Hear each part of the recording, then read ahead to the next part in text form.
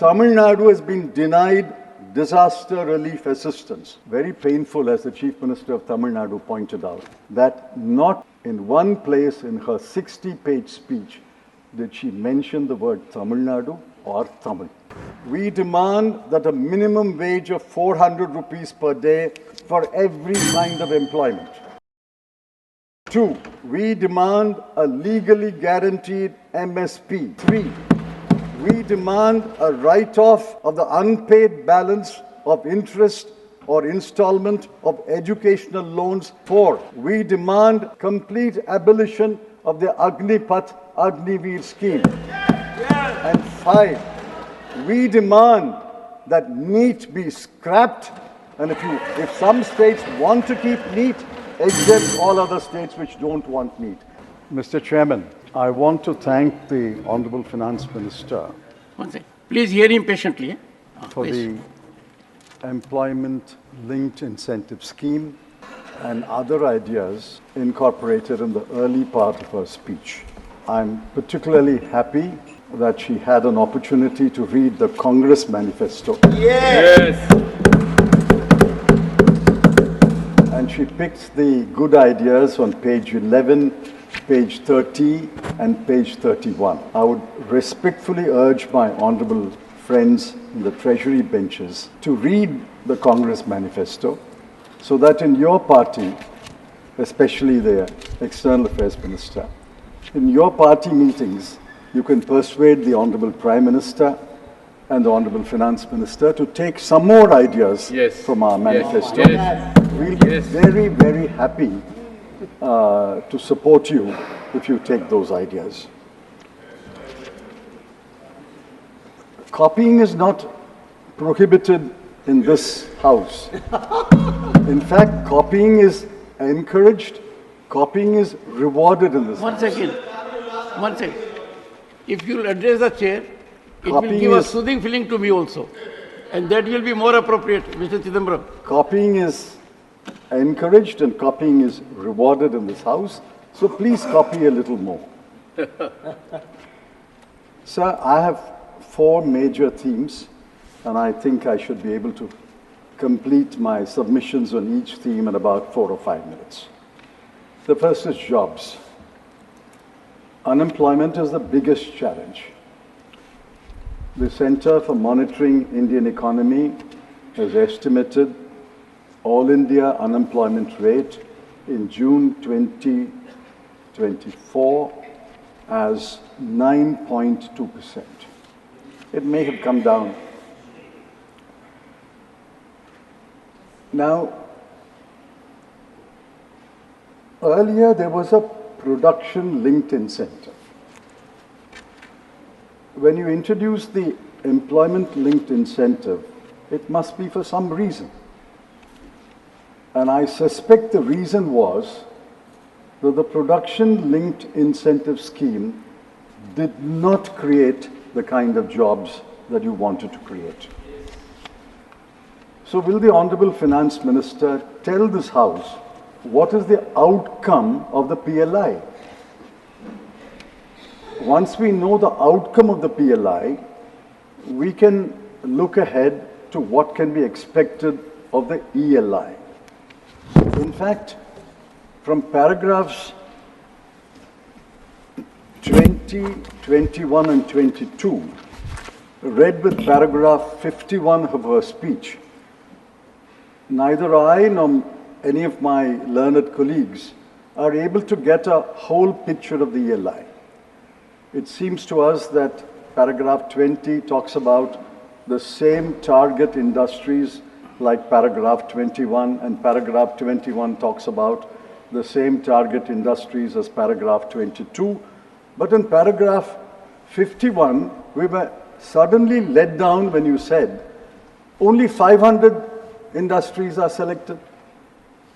The numbers don't gel, the numbers don't match. Anyway, you have a ELI. It's an interesting idea, but it does not inspire confidence. And let me go on record to say it does not inspire confidence that you will be able to place 290 lakh people under the ELI that you have described. It should not turn out to be another election jumla like your 2 crore jobs again. Now look at the magnitude of the unemployment problem. Uttar Pradesh Police Department conducted an examination for 60,244 vacancies. 48 lakh persons applied and wrote that examination. It was cancelled a couple of days later. Air India wanted to fill 2,216 vacancies of handymen to do diverse jobs like repair and maintenance. 25,000 people thronged Mumbai airport for a walk-in interview, and the police had been called to restore law and order. A private company in Gujarat sought to fill 5 positions. 1,000 persons barged into that company. Madhya Pradesh advertised 15 low-skilled government jobs. 11,000 applications were received. Among them were postgraduates, engineers, MBAs, and I'm sad to say, even one of them who had just written an examination to be a judge in the Madhya Pradesh High Court. The best illustration is by the Staff Selection Commission. There are staff selection commissions at the center and the states. Uttar Pradesh conducted an examination for 7,500 posts. 24,74,030 people applied for those jobs. And yet, the RBI, about 2-3 weeks ago, said, there is no jobs crisis in India. Exact words, no jobs crisis in India. Why didn't anyone from the minister or any officer stand up and say, we reject this statement. RBI is supposed to be cautious, conservative, and neutral. But you're cautious, you're conservative, and you're not neutral at all. Yes. Yes. I suggest, sir, that unemployment be taken seriously, and we will wait for the outcome of your ELI scheme. It is an interesting scheme. At the moment, I'm not impressed. I'm not convinced. The outcome alone will judge whether your intentions are good, whether you really want to tackle unemployment. Sir, the second broad subject is inflation. The Honorable Finance Minister, in paragraph 3 of her speech, dismissed the subject in 10 words. And I'm not exaggerating. Please go through the speech. Exactly 10 words. Is inflation such a trivial subject? You can deal with it casually and dismiss it in 10 words? WPI inflation is 3.4%. CPI inflation is 5.1%. Food inflation is 9.4%. Oh, shame. This is data collected where you can collect data, mostly along towns and villages abutting the national highway, at best the state highway, at best the district highway. But go into the hinterland of India. Go into the KBK districts of Odisha. Go into the interiors of Dharmapuri or Ramanathapuram. The inflation is much higher than your 3.4% or 5.1% or 9.4%. And the chief economic advisor, who may be cautious, conservative, he has a degree of autonomy which no other officer of the government of India has, he said in his economic survey, quote, India's inflation continues to be low, stable, and moving towards the 4% target. It's been moving for the last 4 years. When will it arrive at the 4% target? Is inflation low? Is it stable? Is it moving towards the 4% target? If it is moving towards the 4% target, why has the RBI not revised downward the bank rate fixed in June 2023? Yes. This is the 13th month of a 6.5% bank rate. Bank rate is the good measure of where inflation is moving. If inflation is moving towards the 4% target, 4% is, the target is actually 2 plus or minus, 4 plus or minus 2. It's not 4%. Assuming that 4% is the target, why is the RBI keeping the bank rate at 6.5% for the last 13 months? Why is the MPC, the Monetary Policy Committee, not willing to revise it downwards? And I think what the Chief Economic Advisor said in his economic survey is injury, and the Honorable Finance Minister dismissing the subject in 10 words is adding insult to injury. Inflation is a humiliating situation because every family is hit by inflation.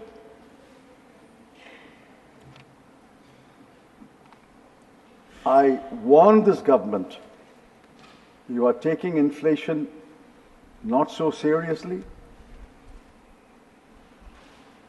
The last set of by-elections punished you.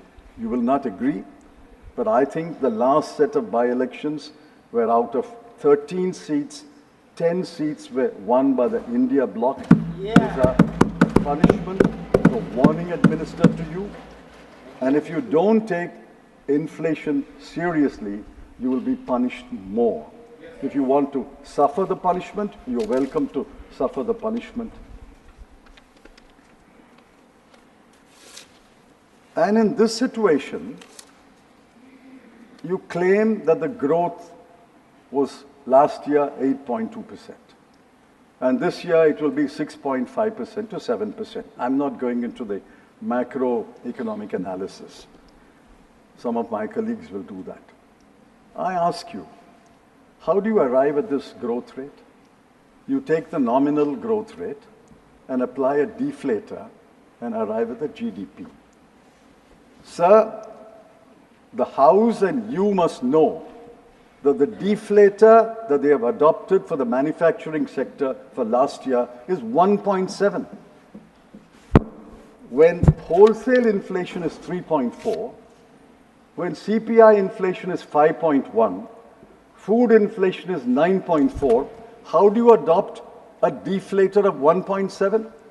In fact, I want the Honorable Finance Minister to tell us what is the deflator you have adopted for manufacturing industry, what is the deflator you have adopted for industry and for agriculture, and what is the deflator you have adopted for services. Nominal growth is measurable, but your GDP in real terms is simply by adopting a deflator. And if you adopt a deflator, which several knowledgeable economists and experts throughout the world have severely criticized for the last 3 or 4 years, you will arrive at this rosy picture. You will adopt a deflator less than 1.7, you would not have arrived at 8.2, you would have arrived at 9.2. You adopt a deflator of 0.5, you will even cross 10%. So please tell us, what is the deflators you are adopting? Why are you adopting? And tell us what is the nominal growth rate and how do you arrive at these growth rates? These growth rates cannot be seen, but these growth rates can be felt by the people. Please, anyone moving around the people will know. The growth rate can be felt by the people. When there is impressive growth, when there is more goods and services, when prices are affordable, when there is money floating around in the market, when your pockets are jingling with coins or currency notes, you get the feeling that things are going all right in this country. Do you get that feeling? I travel at least 500,000 kilometers every month by road. I don't get that feeling.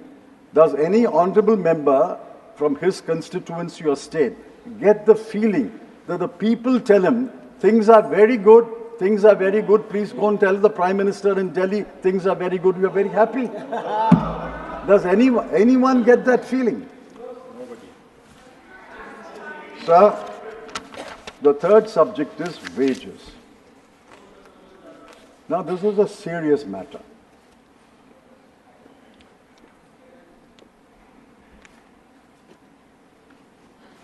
The Honorable Finance Minister said, I have given relief. Who has she given relief to? I don't grudge the relief. She has given relief. But who? In 22-23, the last figure I was able to access, the number of taxpayers is 7.4 crore. It may have increased to 8.5 crore. Out of that, 65% have zero tax liability. They file a return, but no tax. Assuming that the 60% remains constant, of say 8 crore or 9 crore taxpayers today, 5.5 to 6 crore will be zero tax liability. You have given relief to people who move to the new tax regime. The new tax regime, I've seen various calculations. Each paper has got a calculation. I have a chartered accountant who's given me a calculation from Gujarat, and he is very knowledgeable. He says that the relief given is between 9,651 rupees to 17,651 rupees. To whom? To this 2 to 3 crore people. India does not consist only of these 2 to 3 crore people. There are 142 crore in this country. Out of 142 crore, let's assume you have given relief to 2 to 3 crore people. What about the rest? Do you know the conditions of the rest? Your household consumption expenditure survey of the government of India counted that the bottom 50%,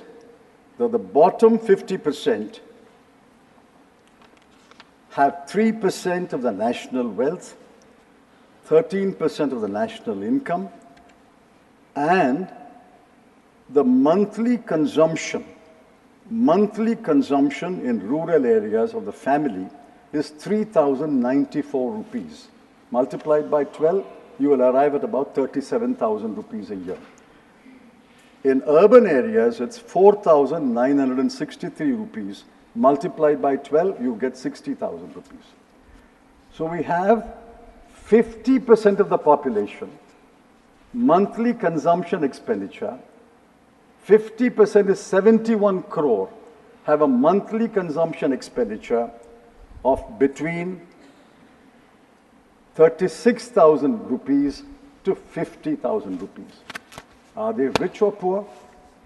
This is the bottom 50, below the median. You go down to the bottom 20, go down to the bottom 10, they are even poorer. What is the relief for them? And the Niti Aayog chief executive officer says, India has virtually abolished poverty. Poverty cannot be more than 5%.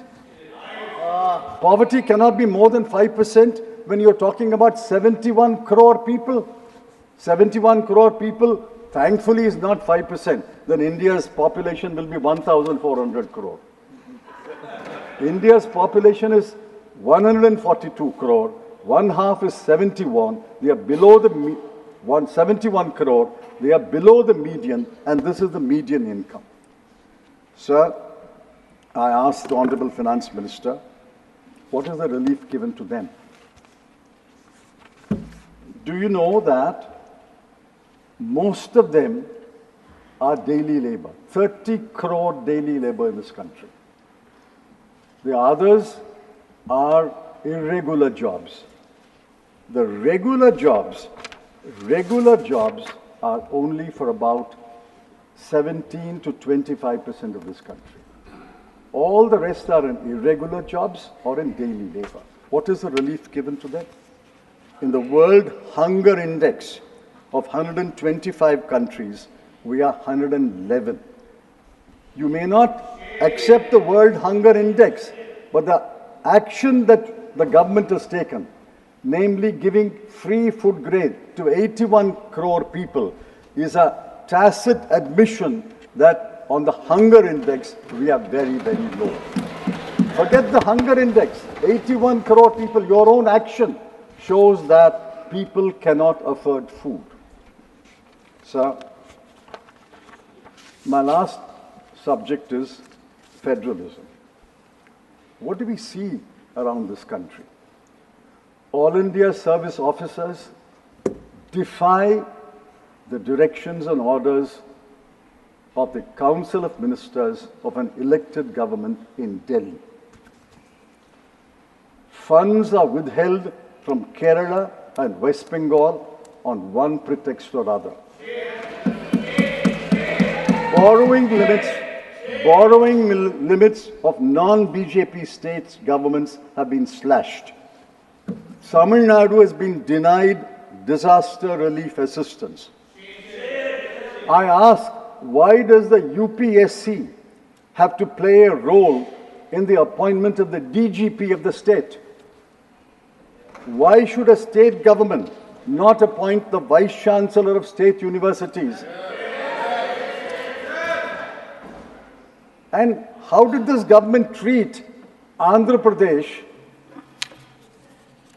and Bihar and Odisha before April? The same demand is there. The same Andhra Pradesh Reorganization Act is there. It was there. The Chief Minister was a different person. The same act. For 10 years, how did you treat them?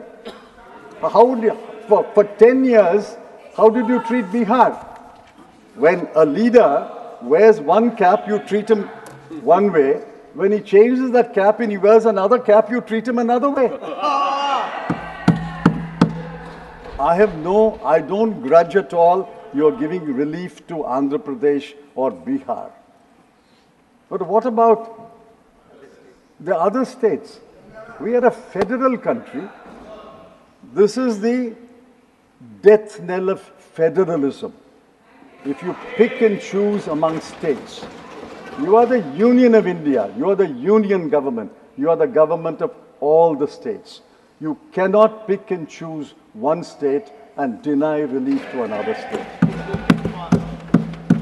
So finally, I thought the Honorable Finance Minister loved Tamil.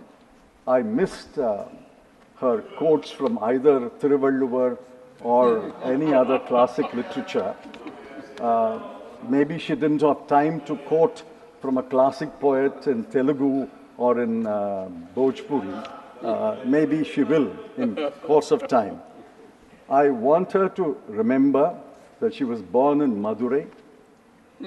She had a schooling in Viluppuram and she had a college in Tiruchirappalli. And it is very painful, as the Chief Minister of Tamil Nadu pointed out, that not in one place in her 60-page speech did she mention the word Tamil Nadu or Tamil. I'm not saying mention only Tamil Nadu. Mention all states. Or mention all the states grouped together.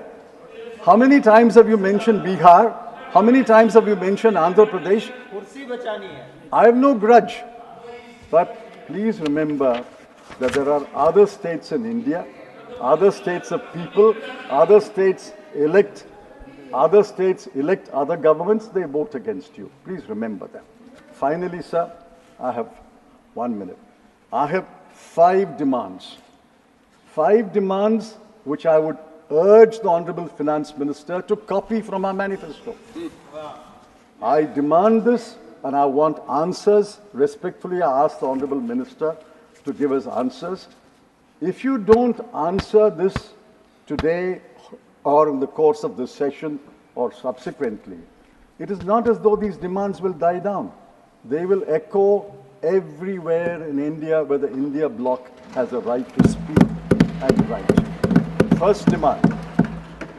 We demand that a minimum wage of 400 rupees per day for every kind of employment.